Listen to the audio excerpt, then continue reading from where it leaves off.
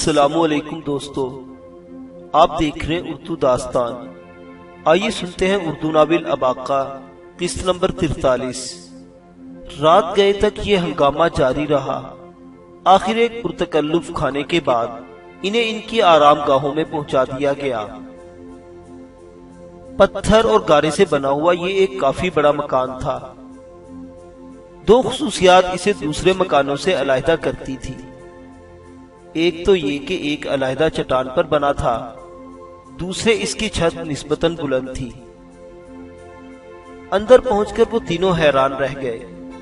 اس دور دراز بستی کے اس مکان میں دنیا کی بیشتر آسائشیں موجود تھی۔ دبیز قالین، منقش پردے، فانوس، جھاڑ، ظروف، لیکن ان چیزوں کی آرائش میں بے ترتیبی اس بات کی طرف اشارہ کرتی تھی کہ یہ سب کچھ لوٹ کا مال ہے۔ معلوم نہیں بستی کے دوسرے گھروں میں بھی یہ آرائش موجود تھی یا سب کچھ سردار کی رہائش گاہ کے لیے مخصوص تھا۔ اباقہ اور سلطان جلال الدین کو بھی اسی مکان کے 2 کمرے دے دیے گئے تھے، لیکن انہیں بتایا گیا تھا کہ وہ سردار کے مہمانوں کی حیثیت سے 1-2 دن یہاں قیام کر سکتے ہیں، بعد میں انہیں رہنے کے لیے بستی کا کوئی دوسرا مکان چننا ہوگا۔ سردار یورک کا کمرہ سب سے کشادہ اور آرام دہ تھا۔ دیواروں حتیٰ کہ چھتوں کو بھی پردوں اور قالینوں سے ڈھانپ دیا گیا تھا۔ کمرے میں پہنچ کر سردار پلنگ پر گرا اور ایک طویل سانس لے کر اس عجیب و غریب صورتحال کا جائزہ لینے لگا۔ لمحوں میں وہ کہاں سے کہاں پہنچ گیا تھا۔ سلطان جلال الدین کا قیافہ کام کر گیا تھا، ورنہ بستی والوں نے ان کی قبریں بھی تیار کر رکھی تھی۔ لگتا تھا وہ بہت پہلے ان کی آمد سے باخبر ہو چکے تھے۔ آئندہ کیا ہوگا اس کی اسے مطلق فکر نہیں تھی۔ یہ اباقہ اور سلطان جلال الدین کے سوچنے کا کام تھا۔ وہ تو ان کا ایک ساتھی تھا، بس ایک انجانی کشش اسے اباقہ کے ساتھ لیے پھرتی تھی۔ یہ آرام اور راحت اور سرداری کا احساس اسے ایک عرصے بعد نصیب ہوا تھا۔ طبیعت میں خواہ ترنگ آ رہی تھی۔ ایسے میں کہیں چاول کی تیز شراب بھی مل جاتی تو مزہ آ جاتا، قراقرم کی یاد تازہ ہو جاتی۔ وہ اپنے مسل ٹٹولتا ہوا اٹھا اور کمرے میں ادھر ادھر جھانکنے لگا۔ کمرے کے اندر ہی ایک اور دروازہ تھا۔ فانوس کی روشنی میں ایک عورت قالین پر بیٹھی نظر آ رہی تھی۔ پہلے تو یورک الٹے قدموں پیچھے ہٹا، لیکن پھر ہمت کر کے آگے بڑھا۔ یہ وہی عورت تھی جسے معمر شخص نے یورک کے سردار بننے کے بعد چٹان پر اس کے پہلو میں بٹھایا تھا۔ اس کے سر پر وہی پھولدار اوڑھنی تھی اور وہ گھٹنوں میں سردی خاموش بیٹھی تھی۔ یورک کی آہٹ پا کر اس نے گھٹنوں سے سر اٹھایا۔ یورک اسے دیکھتا ہی رہ گیا۔ وہ ایک حسین عورت تھی، عمر لگ بھگ تقریباً 30 سال رہی ہوگی۔ وہ چاندی نما دھات کے زیورات سے لدی ہوئی تھی۔ جس نے یورک کو سب سے زیادہ حیران کیا وہ ایک آہنی زنجیر تھی۔ اس زنجیر نے عورت کے دونوں خوبصورت ہاتھ جکڑ رکھے تھے۔ یورک کو اچانک وہ منظر یاد آ گیا جب اباقہ اسے ایک غار میں زنجیر سے باندھ کر چھوڑایا تھا اور اسے رہائی کے لیے اپنے ایک انگوٹھے سے محروم ہونا پڑا تھا۔ صاف ظاہر تھا اس عورت کی حیثیت اس کمرے میں ایک قیدی کی ہے۔ عورت کے زیورات، بناؤ سنکھار اور زرد برگ لباس کسی بات کی طرف اشارہ کر رہے تھے، اور پھر دفعتاً یہ بات یورک کی سمجھ میں آ گئی۔ یہ عورت اس کی بیوی بنا دی گئی تھی۔ یورک زیر لب منگولی میں بڑبڑایا اور خوفزدہ انداز میں پیچھے ہٹنے لگا۔ عرصہ گزرا عورت اس کی زندگی سے نکل چکی تھی۔ اب تو اسے اس قسم کے تصور سے بھی الجھن ہوتی تھی۔ اس کی زندگی کے 2 ہی شوق تھے، اچھے سے اچھا کھانا اور اپنے جسم کو چوکس اور خوبصورت رکھنا۔ اس کی عمر 60 سے تجاوز کر چکی تھی، لیکن اب بھی اس کے مسل جوانوں سے بڑھ کر نمایاں تھے۔ تیسرا شوق جو مجھے چراتا تھا شراب کا تھا۔ اس شوق میں وہ اس کمرے تک پہنچا تھا، لیکن یہاں کا تو منظر ہی کچھ اور تھا۔ یورک الٹے قدموں خوابگاہ سے نکلا اور پھر بڑے کمرے کا دروازہ کھول کر باہر نکل آیا۔ اس کے چہرے پر حیرت آمیز پریشانی ٹپک رہی تھی۔ کمرے سے باہر راہداری میں دو شومیں مدھم روشنی پھیلا رہی تھی۔ ایک ادیڑ عمر باریش شخص تلوار سے کمر سے تلوار لٹکائے پہرا دینے والے انداز میں ٹہل رہا تھا۔ یورک کو دیکھ کر وہ تیزی سے قریب آیا، پھر سر جھکا کر سشتہ فارسی میں بولا، کیا حکم ہے سردار؟ سردار یورک اب کافی حد تک فارسی بول اور سمجھ لیتا تھا۔ اجڑ لہجے میں بولا، حکم کے بچے، یہ میرے کمرے میں کون عورت بیٹھی ہے؟ وہ آپ کی منکوہہ ہے سردار، آپ کی بیوی۔ بوڑھا ملائمت سے بولا، کیا بکتے ہو؟ کب ہوئی اسے میری شادی؟ سردار، چٹان پر آپ نے اسے قبول کیا ہے۔ مجھے کچھ سمجھ نہیں آ رہی۔ سردار جھنجھلا کر بولا، مجھے بتاؤ سب کیا ہے؟ پہرے دار دھیمی آواز میں اسے تفصیلات بتانے لگا۔ اس نے کہا، سردار، ہمارا پہلا سردار 2 ماہ پہلے بستی سے غائب ہو گیا۔ یہاں کا دستور ہے کہ 1.5 چاند تک سردار کا انتظار کیا جاتا ہے، پھر اسے مردہ تصور کیا جاتا ہے۔ اس کے بعد بستی میں آنے والے کسی اجنبی کو سردار کے طور پر منتخب کیا جاتا ہے۔ مرحوم سردار کی بیوہ یا بیواؤں کی شادی نئے سردار سے کر دی جاتی ہے، اور اگر اس کے بچے ہوں تو وہ نئے سردار کے بچے تصور ہوتے ہیں۔ لیکن چونکہ پہلا سردار بے اولاد تھا اور کثیر الازواج بھی نہیں تھا، اس لیے آپ کے حصے میں صرف اس کی بیوی آئی ہے۔ یورک کے ذہن میں وہ زنجیر آئی جس نے اس عورت کی کلائیاں جکڑ رکھی تھی۔ اس نے کہا، کیا تمہارے ہاں عورتوں کو باندھ کر شادی کی جاتی ہے؟ بوڑھا بولا، نہیں سردار، ایسی بات نہیں، اسے آپ ہماری مجبوری سمجھیے۔ یورک سر ہلاتے ہوئے بولا، میرا خیال ہے اس عورت کو اب بھی یقین ہوگا کہ اس کا شوہر زندہ ہے، اس لیے وہ اس شادی پر رضامند نہیں ہوگی، لیکن تم اسے اپنی رسم کی بھیڑ چڑھا کر میرے کمرے میں چھوڑ آئے ہو۔ نہیں سردار، بوڑھا بولا، ایسی کوئی بات نہیں۔ پہلے سردار کے مرنے کی تصدیق تو کئی طرح سے ہو چکی ہے۔ کئی شہادتیں ایسی موجود ہیں جس سے پتہ چلتا ہے کہ سردار ندی میں ڈوب کر ہلاک ہوا ہے۔ ایک عورت خود اپنی آنکھوں سے اسے پہاڑ سے ندی میں لڑکتے اور ڈوبتے دیکھ چکی ہے، لیکن ہم نے حجت پوری کرنے کے لیے 1.5 چاند تک اس کا انتظار کیا۔ دراصل اس بد نصیب پر اس کی بیوی نے کوئی سحر کر دیا تھا۔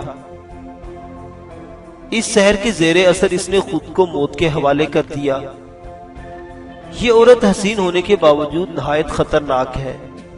میں آپ کو یہ بھی بتا دینا چاہتا ہوں کہ یہ اچھے کردار کی مالک نہیں، اپنے شوہر سے اس کی بنتی نہیں تھی۔ یورک نے کہا، اس کا مطلب ہے ایک خطرناک اور بدچلن عورت کو تم لوگوں نے میری بیوی بنا دیا ہے۔ ایک سردار کے لیے یہ اچھا اعزاز ہے۔ بوڑھا بولا، سردار محترم، رسم کی تکمیل کے لیے یہ سب ضروری تھا۔ باقی دشمن اس وقت تک خطرناک ہوتا ہے جب تک وہ آزاد ہو۔ اب وہ قید میں ہے اور آپ اس کے شر سے محفوظ ہیں، لیکن جرگہ آپ کو اس بات کا اختیار دیتا ہے کہ آپ چاہیں تو اس کی جان لے سکتے ہیں۔ اس کے علاوہ 2، 3 یا 4 جتنی عورتیں آپ چاہیں اپنی زوجیت میں لے سکتے تھے۔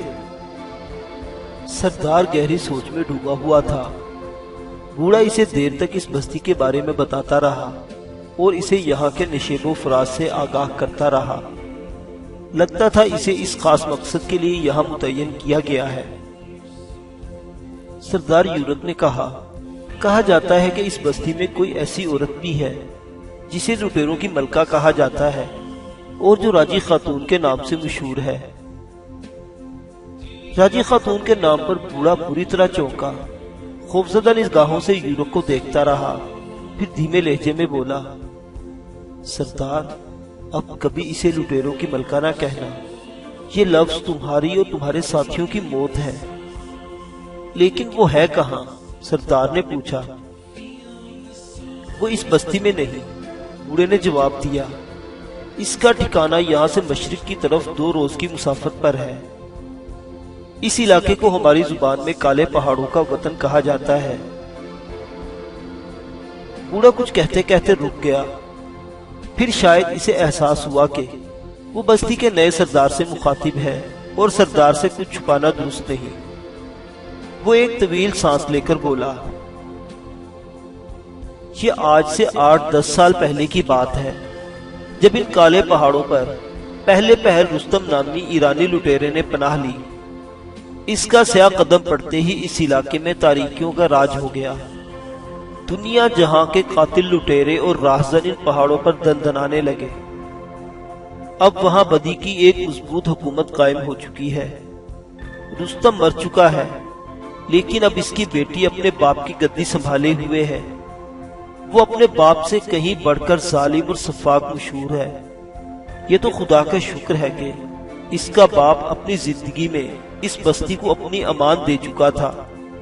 یہ لوگ ہم سے کچھ تردد نہیں کرتے، کیونکہ ہم ان کی پڑوس کی حیثیت رکھتے ہیں، لیکن اس امان کے بدلے ہمیں اس علاقے میں داخل ہونے والے اجنبیوں پر نگاہ رکھنی پڑتی ہے اور راجی خاتون کے آدمیوں کو باخبر رکھنا ہوتا ہے۔ اس کے علاوہ وہ لوگ ہم سے ضروریات زندگی کی چیزیں حاصل کرتے ہیں۔ یہ جو تمہیں ہمارے گھروں میں آرائش کا سامان نظر آ رہا ہے، انہی لوگوں کا دیا ہوا ہے۔ نقد جنس کے بدلے وہ ہمیں یہ چیزیں دے جاتے ہیں۔ یورک بولا، ابھی تم نے کہا کہ لٹیروں کی ملکہ ہماری موت ہے، اس کا کیا مطلب ہے؟ بوڑھے نے جواب دیا، سردار، اس بستی اور کالے پہاڑوں کے درمیان جو معاہدہ ہے، اس کے مطابق بستی میں داخل ہونے والے ہر اجنبی کو راجی خاتون کے حضور پیش کرنا لازمی ہوتا ہے۔ ایک عرصے سے ہم اس شرط کی پابندی کر رہے ہیں۔ کئی قافلوں، بے شمار افغان سپاہیوں اور بھولے بھٹکے مسافروں کو ہم راجی خاتون کے حوالے کر چکے ہیں، لیکن اس مرتبہ اپنی قدیم رسم کی خاطر ہم نے معاہدے کی خلاف ورزی کی ہے۔ آپ اور آپ کے ساتھیوں کو پیش نہیں کیا جا رہا۔ اب آپ ہمارے سردار ہیں اور آپ کے ساتھی ہمارے مہمان۔ اب آپ کو اس بستی کے باشندوں میں یوں گھل مل کر رہنا ہے کہ کسی کو علم نہ ہو کہ آپ باہر کے لوگ ہیں۔ اس لیے میں نے کہا تھا کہ آپ راجی خاتون کے لیے لٹیروں کی ملکہ کا لفظ کبھی استعمال نہ کریں۔ تیسرے روز تک اب آقا اور سلطان جلال الدین اپنے طویل سفر کی تھکان مکمل طور پر اتار چکے تھے۔ انہوں نے سردار یورک سے ملاقات کی کوشش کی، لیکن بوڑھے پہرے دار نے بتایا کہ سردار سو رہے ہیں، آپ ان سے کچھ دیر بعد ملاقات کر سکیں گے۔ اب آقا جلال الدین کے پیچھے پیچھے چلتا مکان سے باہر آ گیا۔ شام ہو چکی تھی۔ افق پر پھیلی ہوئی سرخی بتا رہی تھی کہ سورج ابھی ابھی غروب ہوا ہے۔ اب آقا نے دیکھا بہت سے مرد اور بچے مختلف ٹیلوں پر چڑھے مغرب کی طرف دیکھ رہے تھے۔ دفتن ایک جانب سے شور و غل کی آواز سنائی دی۔ اب آقا نے دیکھا لوگ بڑے جوش و خروش سے افق کی جانب انگلیوں سے اشارہ کر رہے تھے۔ اب آقا ہونکو کی طرح یہ منظر دیکھ رہا تھا۔ سلطان جلال الدین نے اس کی پریشانی بھانپ کر کہا، اب آقا، کل مسلمانوں کا تہوار عید ہے، یہ سب لوگ عید کا چاند دیکھ رہے ہیں۔ پھر اب آقا کو بھی شفق کی سرخی میں ایک باریک سی سفید لکیر نظر آ گئی۔ اس نے دیکھا قبیلے کے لوگ خوشی سے اچھل کود کر رہے تھے۔ نوجوانوں کی ایک ٹولی نے ایک بلند جگہ پر آگ کا الاؤ روشن کیا۔ اس الاؤ کے روشن ہوتے ہی بستی کے گھروں سے لوگ جوک تر جوک نکلے اور خوشی کا اظہار کرنے لگے۔ ایک ادھیڑ عمر شخص نفیری بجانے لگا۔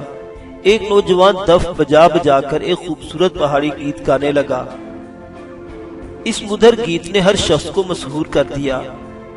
اب آقا کو گیت کے کچھ بول سمجھ آ رہے تھے۔ گانے والا کچھ ایسی بات کہہ رہا تھا، عید کا چاند نظر آتے ہی گاؤں کی کنواریاں اور دلہنیں پھولوں کی طرح کھل اٹھی اور ہر پھول کی خوشبو ایک بلبل کو کھینچ لائی، اور ہر آنکھ کے آنگن میں ایک محبوب اتر آیا۔ آ میری محبوبہ، آج شام مجھے مل جا، اگر تو آ جائے تو عید سے ایک دن پہلے میری عید ہو جائے۔ اس گیت کی لے نے اباقہ کو بہت دور پہنچا دیا۔ اس نے خوشی سے چمکتے دمکتے چہرے دیکھے اور حسرت کے ساتھ سوچا، کاش ان میں ایک چہرہ اس کی مارینہ کا بھی ہوتا۔ وہ دور ہی سے سہی ایک بار اس کی طرف دیکھتی اور مسکرا دیتی، لیکن وہ تو نہ جانے کن عذابوں میں سے گزر رہی تھی، زندہ بھی تھی یا نہیں۔ اس کی خاطر قراقرم کی شاہی کو چھوڑ آنے والی تنکے سے حقیر ہو کر گردابوں میں کھو گئی تھی۔ اباقہ نے ایک سرد آہ بھری اور دھیمے قدموں سے ایک طرف چل دیا۔ سلطان جلال الدین ایک پتھر پر کھڑا نماز ادا کر رہا تھا۔ اس کے عقب سے ہوتا ہوا وہ نشیب کی طرف بڑھنے لگا۔ شور و غل اور ہنگامے سے دور رہ کر وہ چند لمحے مارینہ کی یاد میں گزارنا چاہتا تھا۔ سامنے وہی قبرستان تھا جس سے گزر کر وہ بستی میں پہنچے تھے۔ قبرستان میں گہری تاریکی تھی۔ دیودار اور چیڑ کے بلند و بالا درخت سر جھکائے خاموش کھڑے تھے۔ کتنا فرق تھا زندہ اور مردوں کی بستی میں۔ شاید اباقہ کے دل کا ایک گوشہ بھی اسی طرح مردہ ہو چکا تھا۔ اس گوشے میں تاریکی، مایوسی اور پچھتاوے کے سوا اور کچھ نہیں تھا۔ اباقہ ایک درخت کے نیچے بیٹھ گیا۔ اس کے چاروں طرف چھوٹے چھوٹے کنکروں سے سجی قبریں تھیں۔ عید کا مدھم چاند ان قبروں پر چمک رہا تھا، لیکن یہاں افق کا منظر حسین نہیں تھا۔ دفتر ایک دھیمی آہٹ نے اسے چونکا دیا۔ اسے لگا جیسے کوئی خاموشی سے مٹی کھود رہا تھا۔ تجسس سے مجبور ہو کر اباقہ اپنی جگہ سے اٹھا اور آہستگی کے ساتھ چند قدم آگے آ گیا۔ ایک منظر دیکھ کر وہ حیران رہ گیا۔ ملجگے اندھیرے میں ایک عجیب و غریب حلیے کی عورت نظر آئی۔ اس کے بازو اور پنڈلیاں اڑیاں تھیں۔ ایک چادر اس کی زیریں جسم پر اور ایک پھٹا پرانا کرتا بالائی جسم پر تھا۔ اس کے الجھے ہوئے بالوں شانوں پر بکھرے تھے۔ حرکات و سکنات سے وہ زیادہ عمر سیدھا دکھائی نہیں دیتی تھی۔ قبر کی مٹی کھود کھود کر اس نے ڈھیر لگا رکھا تھا اور بری طرح ہانپ رہی تھی۔ اباقہ کے دیکھتے ہی دیکھتے اس نے قبر کی تمام مٹی ہٹا دی۔ پھر اباقہ نے دیکھا وہ لکڑی کے تختے باہر نکال رہی ہے۔ اس کے ساتھ ہی مردار کی بو اباقہ کے نتنوں میں گھسنے لگی۔ یہ سوچ کر وہ حیران ہوا، یہ عورت قبر کے مردے کے ساتھ کیا کرنے جا رہی ہے؟ تختے ہٹانے کے بعد عورت نے قبر کے کنارے پر پڑا ہوا ایک دیا اور ایک پوٹلی اٹھائی اور غائب ہو گئی۔ اباقہ سانپ کی طرح رینگتا ہوا ایک درخت پر چڑھ گیا۔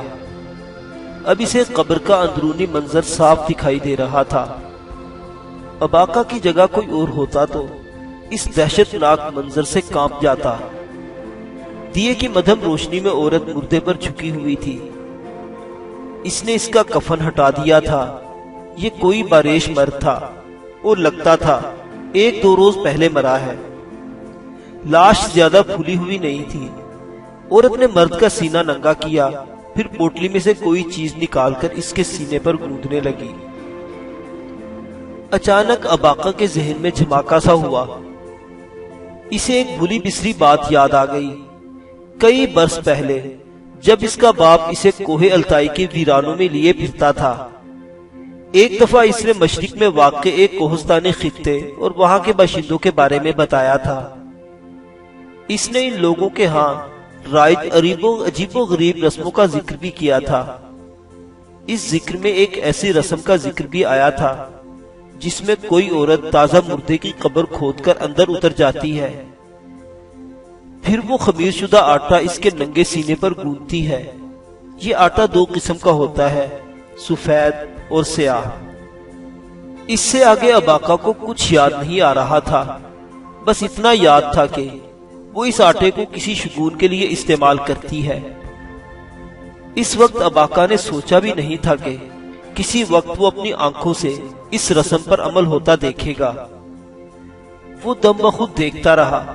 عورت کافی دیر اپنے کام میں مصروف رہی، پھر اس نے پوٹلی اور دیا اٹھایا اور باہر نکل آئی۔ اسی طرح تختے قبر پر رکھ کر اس پر مٹی ڈالنا شروع کر دی۔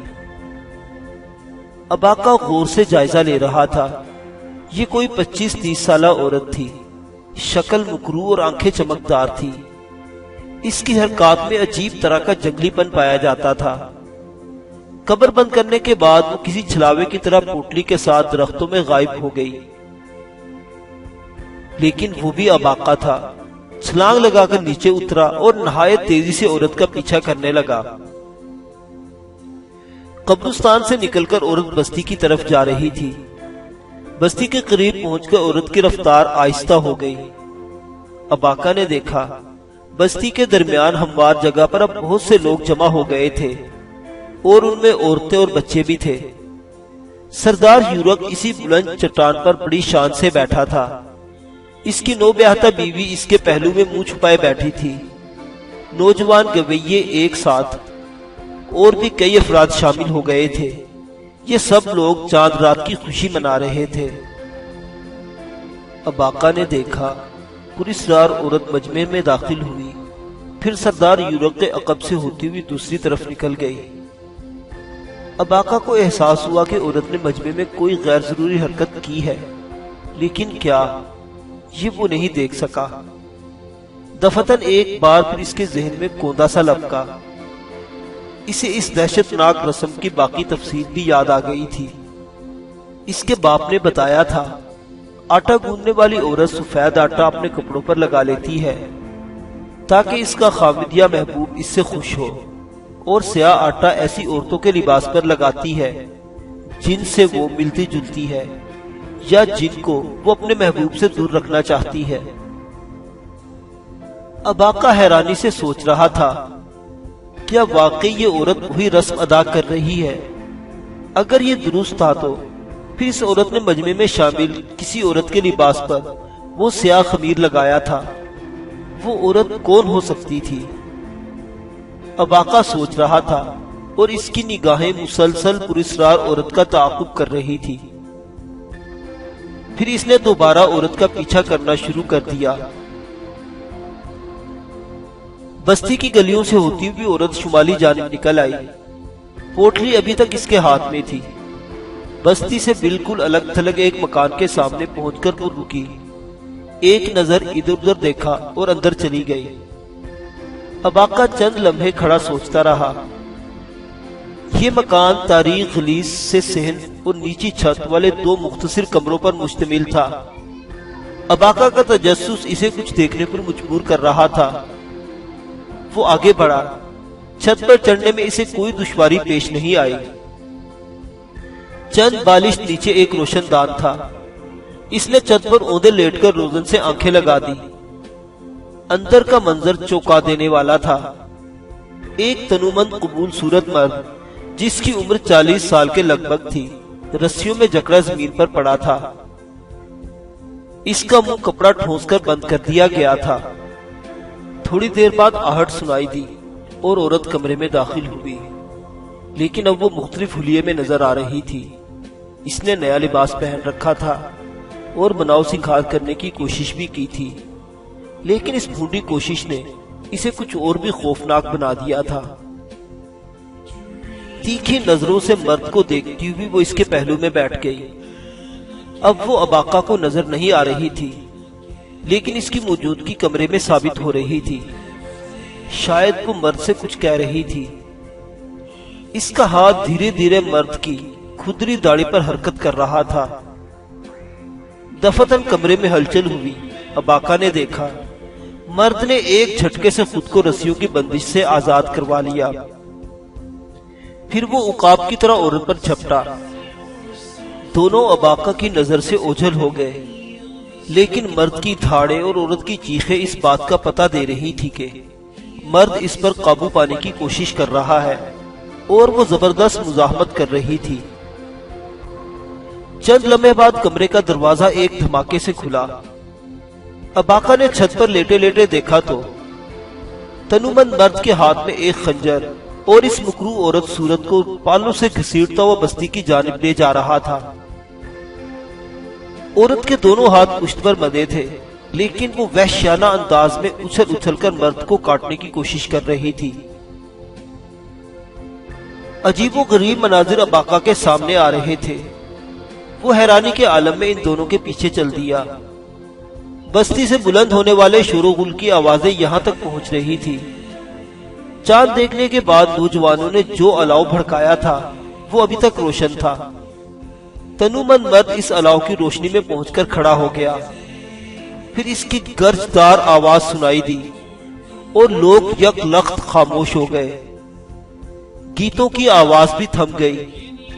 بلند چٹان پر اباقہ کو سردار یورک اور اس کی بیوی کے حولے دکھائی دے رہے تھے۔ وہ دونوں بھی یہ آواز سن کر کھڑے ہو گئے۔ پھر اباقہ نے دیکھا یورک کے پہلو میں کسی عورت کی چیختی ہوئی تنومند مرد کی طرف بھاگی۔ وہ الاؤ کے قریب پہنچی اور مرد کے پاؤں میں گر گئی۔ اباقہ الاؤ سے چند گز دور تھا، اسے سمجھ نہیں آ رہی تھی، لیکن مرد کے پاؤں میں گری عورت چیخ چیخ کر کچھ کہہ رہی تھی۔ پھر اباقہ نے دیکھا مرد کا نقطہ غضب عروج پر پہنچ گیا۔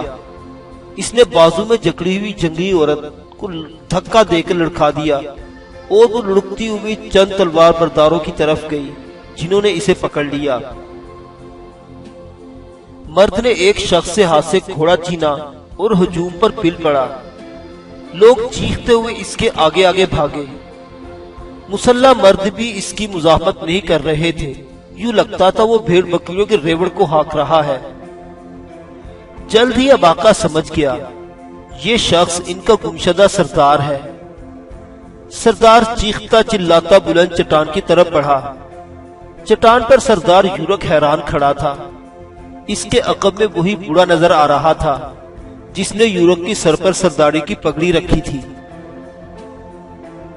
اباقہ لوگوں کے درمیان چلتا ہوا چٹان کے بالکل قریب پہنچ گیا۔ اس کی چھٹی حس کہہ رہی تھی کہ کچھ ہونے والا ہے۔ تنومند مرد نے مقامی زبان میں چلا کر یورک سے کہا، تجھے اس پتھر پر بیٹھنے کی جرت کیسے ہوئی؟ یورک کو اس کی بات سمجھ نہیں آئی، لیکن وہ نوارد کے تیور دیکھ کر چٹان سے نیچے اتر آیا۔ اس بار اس جرری مرد نے شکستہ فارسی میں یورک کو مخاطب کیا، تجھے اس چٹان پر بیٹھنے کی جرت کیسے ہوئی اجنبی؟ سردار یورک سنبھل کر بولا، قبیلے والوں نے سردار بنا کر مجھے یہاں بٹھایا ہے۔ ہاں، قبیلے والے، سردار نفرت سے بولا، ان کی تو میں ایسی خبر لوں گا کہ عمر بھر یاد رکھیں گے، بجائے اس کے کہ یہ بیوقوف مجھے تلاش کرتے۔ انہوں نے تجھ ناپاک کو اس مقدس پتھر پر بٹھا دیا۔ اپنی زبان کو لگام دو۔